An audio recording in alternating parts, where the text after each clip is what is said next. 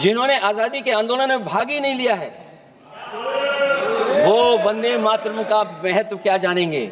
ऐसे लोगों ने पहले भी देश के साथ दगा किया और आज भी कर रहे हैं। जिस वंदे मातरम ने आजादी के आंदोलन में सबको जोड़ा, आज के दरारवादी लोग उसी से देश को तोड़ना चाहते हैं। सत्ता पक्ष के लोग समय समय पर हमें देखने को मिलता है कि जो महापुरुष उनके नहीं हैं या जो चीज उनकी अच्छी नहीं है, उनको वो ओन करना चाहते हैं। कभी अंग्रेज विवाद कर करके, डिवाइड कर करके, डिवीजन कर करके राज किया करते थे। सभापति महोदय, आज भी वही रास्ता कुछ लोग अपना रहे हैं। दिखावा नहीं है, ना ही राजनीति का विषय है। क्योंकि सभापति महोदय, हम जब ये चीज इनके विचारों से, इनके भाषणों से जब बाहर सुनते हैं तो ऐसा लगता है कि वंदे मातरम इन्हीं का बनवाया हुआ गाना है। वंदे मातरम सिर्फ गाने के लिए नहीं है, निभाने के लिए भी होना चाहिए।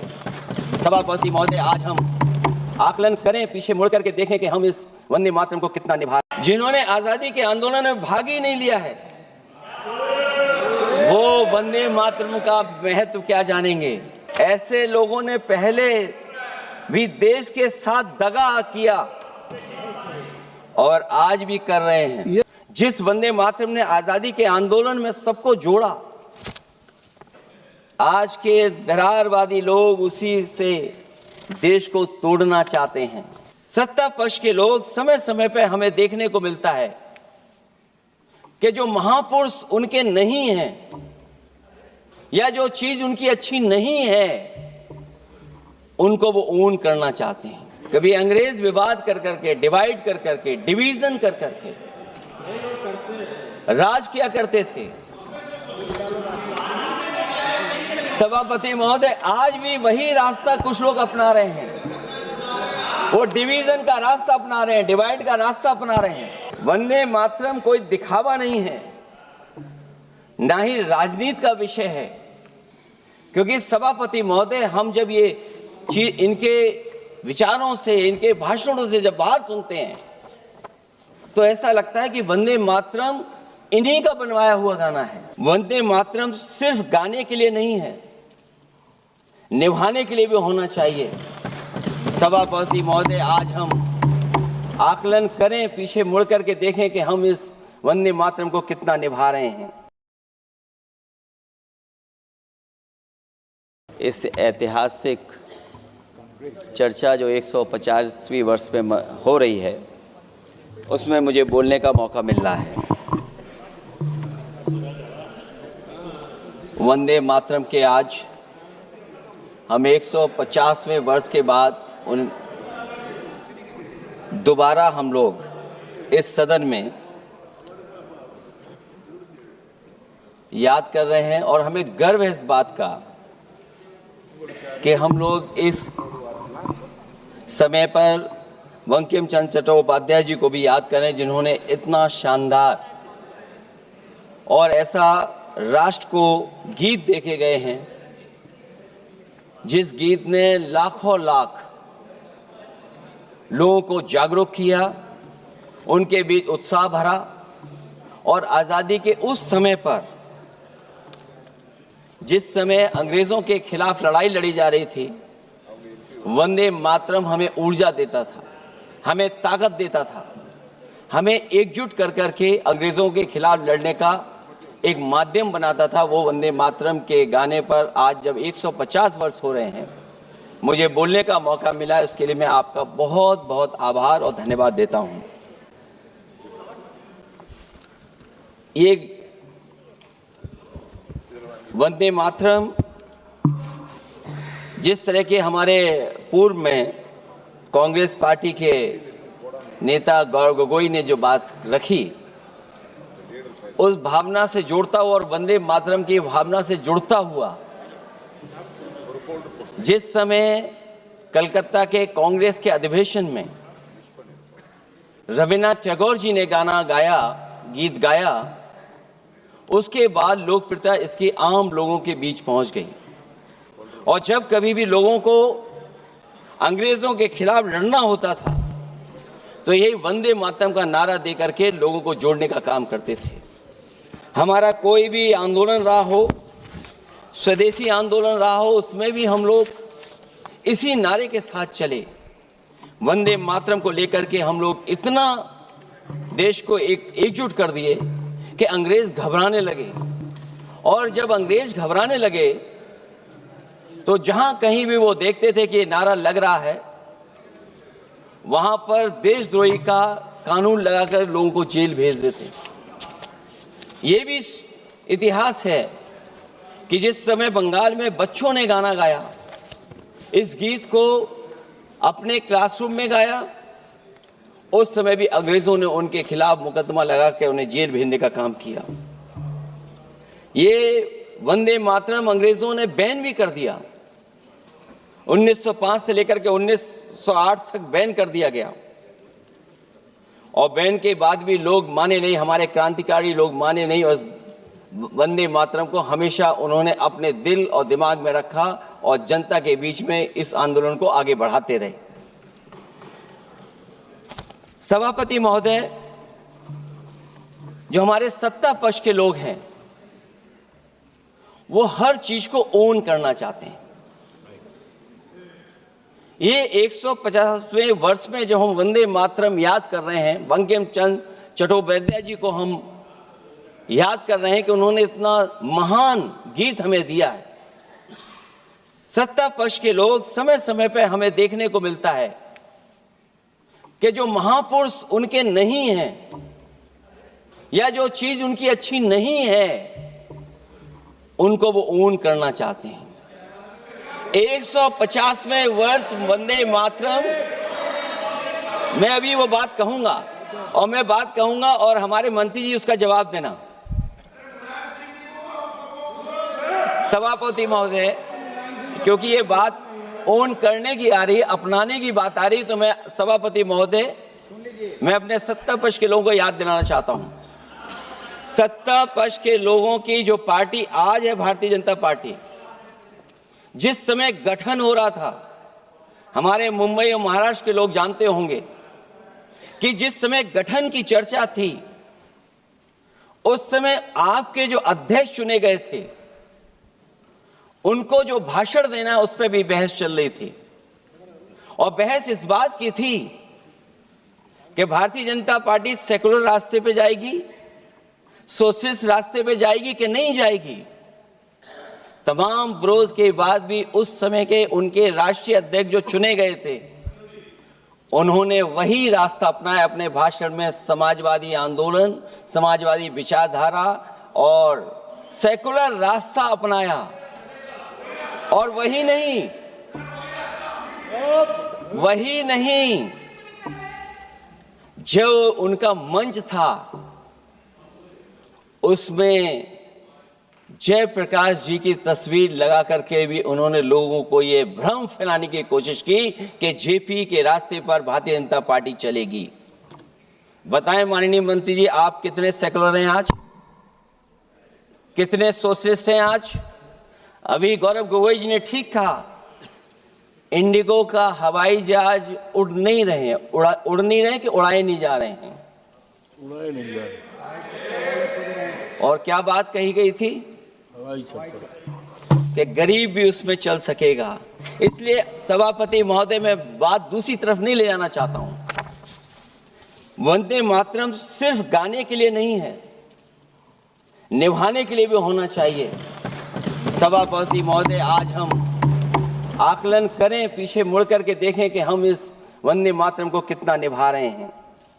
जिस वंदे मातरम ने आजादी के आंदोलन में सबको जोड़ा, आज के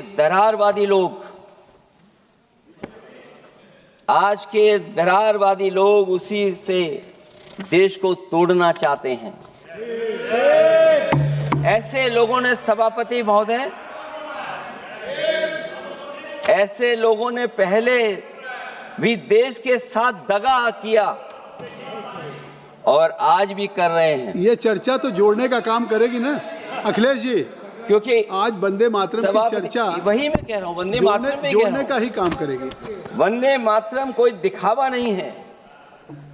ना ही राजनीति का विषय है, क्योंकि सभापति महोदय, हम जब ये चीज इनके विचारों से, इनके भाषणों से जब बाहर सुनते हैं तो ऐसा लगता है कि वंदे मातरम इन्हीं का बनवाया हुआ गाना है। जिन्होंने सभापति महोदय, जिन्होंने आजादी के आंदोलन में भाग ही नहीं लिया है, वो वंदे मातरम का महत्व क्या जानेंगे। सच तो ये है कि सरफरोश लोग वंदे मातरम दिल से बोलते थे। उन आजादी के दीवानों के खिलाफ कुछ लोग अंग्रेजों के लिए जासूसी और मुखबिरी का भी काम करते थे। दरअसल ये राष्ट्रवादी नहीं बल्कि राष्ट्र विवादी लोग हैं। जहां विवाद करना हो, कभी अंग्रेज विवाद कर करके, डिवाइड कर करके, डिवीजन कर करके राज किया करते थे। सभापति महोदय, आज भी वही रास्ता कुछ लोग अपना रहे हैं। वो डिवीजन का रास्ता अपना रहे हैं, डिवाइड का रास्ता अपना रहे हैं, दरारवादी रास्ता अपना रहे हैं। इनका इतिहास खंगाला जाए कि इन्होंने आजादी के पहले और आजादी के बाद वंदे मातरम क्यों नहीं गाया। ये सभापति महोदय, आज जब हम वंदे मातरम पे इतनी चर्चा कर रहे हैं, जिस भाव से हम लोग यहाँ बैठे हैं, कम से कम ये भी खंगाला जाए इतिहास में कि वंदे मातरम कुछ लोगों ने कब गाया। उन मुखबरों से ये सवाल पूछा जाए कि स्वतंत्रता के बाद भी उन्होंने अपना गीत क्यों बनाया। उनकी एक रंगी सोच ने तिरंगा क्यों नहीं फहराया। वंदे मातरम सियासत के झूठे राष्ट्रवादियों के लिए नहीं है। गलत लोगों की गलत मंशा पूरा देश समझता है और केवल यही नहीं ओन करते हैं।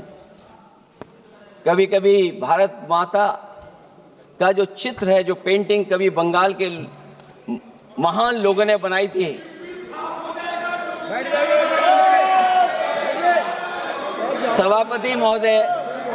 सभापति महोदय इनको देख लीजिए और फिर बैठ जाओ।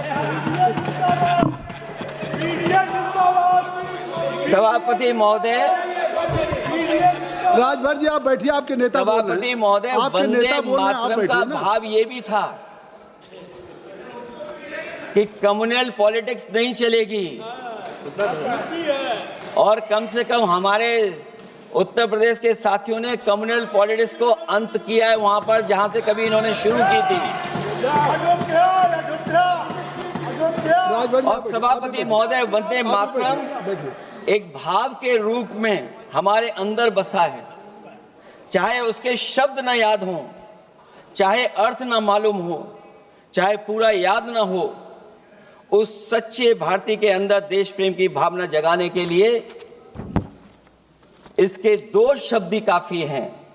जो सच में देश की एकता और अखंडता चाहते हैं, जो भाईचारे को बुनियाद मानते हैं, उनके लिए दो शब्द भी पर्याप्त हैं जो इस वंदे मातरम से हमें मिलते हैं।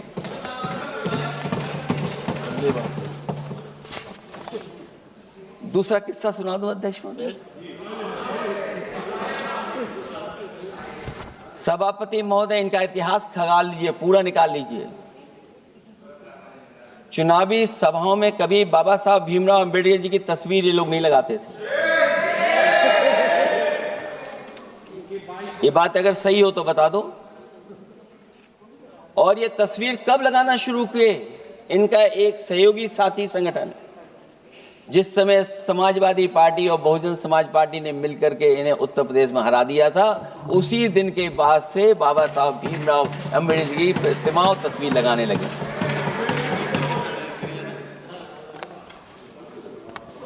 इसलिए सभापति महोदय, ये वंदे मातरम केवल गीत नहीं है, गीत के साथ साथ आज हमें ऊर्जा भी देता है। उस समय क्रांतिकारियों को ऊर्जा मिलती थी, एकजुटता का नारा था, हम साथ लेकर के चल रहे थे सबको, और देश के सभी लोगों ने जाति धर्म को भुला करके एक साथ मिलकर के वंदे मातरम के सहारे अंग्रेजों को भगाने का लगातार कोशिश की और अंततः परिणाम ये हुआ कि जब देश जागा, वंदे मातरम के साथ साथ जय हिंद का नारा, इंकलाब जिंदाबाद का नारा लगा करके अंग्रेजों को इस देश से भगाने का काम किया।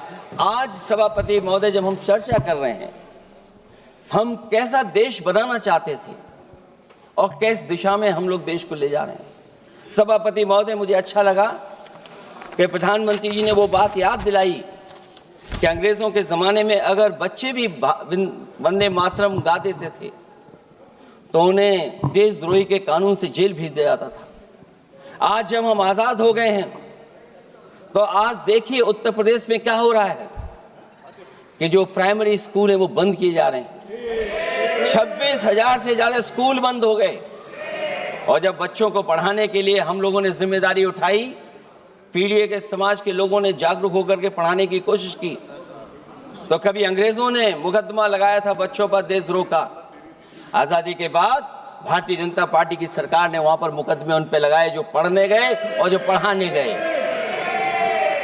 तो इसलिए वंदे मातरम का भाव जो था, उसी भाव से जुड़ करके हम सब मिल करके इस देश को और मजबूत करें। यही हमारी भावना है, यही हमारी सदस्यों की भावना है। जब हम 150वें वर्ष में याद कर रहे हैं तो वहीं हम ये याद करें कि जिस भावना से वंदे मातरम को हम लोगों ने देश के सामने गा गा करके अंग्रेजों को भगा दिया, ये देश कैसे मजबूत हो, एकजुट कैसे हो, बिना भेदभाव के, और संविधान से कैसे चलें, क्योंकि ये संविधान से ही मिला हुआ हमें गीत है। इसलिए इस गीत के माध्यम से हम किसी पर टिप्पणी और किसी पर थोपने की कोशिश न करें और न किसी पे दबाव बनाने की कोशिश करें। आपका सभापति जी का बहुत बहुत धन्यवाद।